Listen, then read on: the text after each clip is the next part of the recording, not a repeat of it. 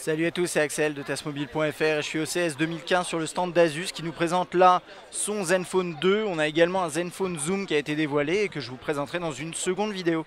Alors pour ce terminal là, qu'est-ce qu'on a au niveau des specs rapidement? On a un 5.5 pouces au niveau de l'écran, c'est du Full HD IPS. Il repose sur un chipset de chez Intel, c'est du 2,3 GHz, 164 bits. Il tourne sous Lollipop. Il a un appareil photo de 13 mégapixels à l'arrière, 5 à l'avant. On a une option 2 Go de mémoire de RAM, mais en tout cas celui-ci normalement est en 4 Go de RAM. C'est une première pour un smartphone sur Android. Ça peut être intéressant à voir. 3000 mAh au niveau de la batterie, je pense que c'est à peu près tout. Il doit être proposé. Alors il est proposé normalement à partir de mars à 199 $. On n'a pas encore les prix pour d'autres marchés, notamment la France. Et je vais en faire oups, il y a des gens qui tapent dans mon pied, merci. Je vais en faire un tour rapidement. On aura sûrement l'occasion de le tester, je l'espère. C'est vrai je crois qu'on n'a jamais testé de produit Asus sur Test Mobile, ce qui est quand même dommage, alors que c'est des beaux produits. Donc il va falloir que je fasse attention à ça. Alors, d'un point de vue design, qu'est-ce qu'on a? On a quelque chose finalement qui ressemble pas mal au premier Zenfone. On l'avait pris en main et c'est vrai que c'est un design assez caractéristique de Asus. Là, on a la caméra frontale, sortie audio, quelques capteurs, la LED juste ici.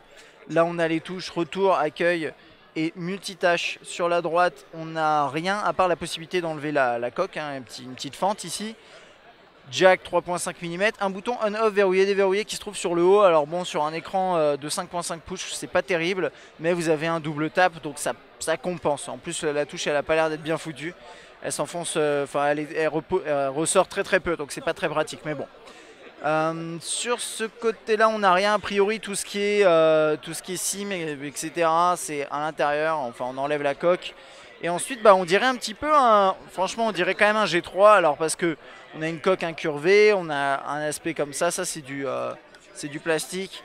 On a l'appareil photo, le double flash LED dual tone. Et là, c'est la gestion du volume. Alors c'est intéressant. Comment ça va se faire? Ah, c'est juste comme ça, d'accord. On gère le volume de cette façon-là. J'imagine que ça doit apporter aussi d'autres fonctionnalités, mais bon, là, on va juste en faire un tour très rapide. Alors, on a, première chose à savoir, donc, comme je disais, on est sous Lollipop. Là, on commence vraiment à voir les produits sous Lollipop être annoncés, ce qui est quand même plutôt sympathique. Toc, toc, toc, bah ouais, voilà, c'est juste indiqué ici. Alors, c'est un terminal qui tourne donc sous Lollipop avec la dernière version de Zen UI qui a été modifiée pour l'occasion de Lollipop. Et hop, on va revenir sur l'accueil. Donc on a les notifications qui s'affichent de cette façon-là, avec la possibilité ensuite de tirer ça pour accéder à plus d'options. Alors qu'est-ce qu'on a? La flashlight, on a une option qui permet de booster. À mon avis, ça enlève des applications en arrière-plan. Ce genre de choses, un truc pour utiliser à une main, voilà, c'est le genre de truc qu'on trouve sur d'autres terminaux du genre. Et c'est vrai que sur un 5.5 pouces, ça peut être tout à fait utile. Voilà, la surcouche. Plutôt sympa, plutôt classe, je trouve. Multitâche. À la Lollipop, hein, c'est pas ce que je préfère, mais c'est bien intégré. Puis on a la recherche qui s'affiche là-haut en permanence. Pourquoi pas. Alors là, c'est marrant, ils ont réutilisé vraiment l'esprit Lollipop sur cette application de message, avec le plus en bas, ce genre de choses, mais à la sauce Asus.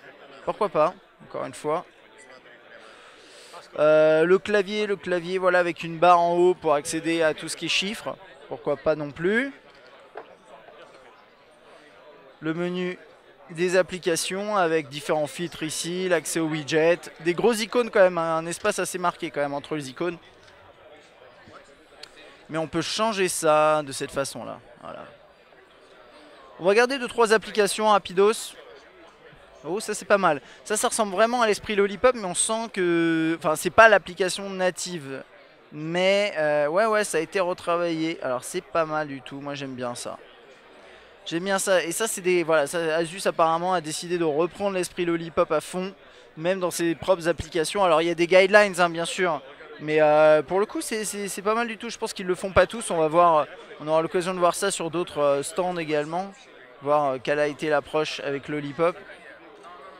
D'ailleurs je vous ai pas dit, mais ce produit, alors là je l'ai dans sa version or, mais il y a différentes variantes. Là j'en vois une rouge, une violette, je crois qu'il y a noir. Et puis vous pourrez aussi acheter des coques super sympas en relief, etc. qui sont juste derrière. Je peux pas vous les montrer là. Donc voilà, niveau photo apparemment il s'en sort pas mal, mais a priori, alors je suis en train de bouger les icônes, il s'en sort moins bien que le Zenfone Zoom qu'on verra dans une seconde vidéo.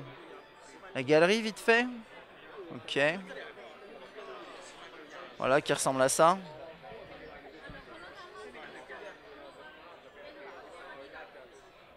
Intéressant. Qu'est-ce que j'ai fait? J'ai activé sans faire exprès le... Voilà.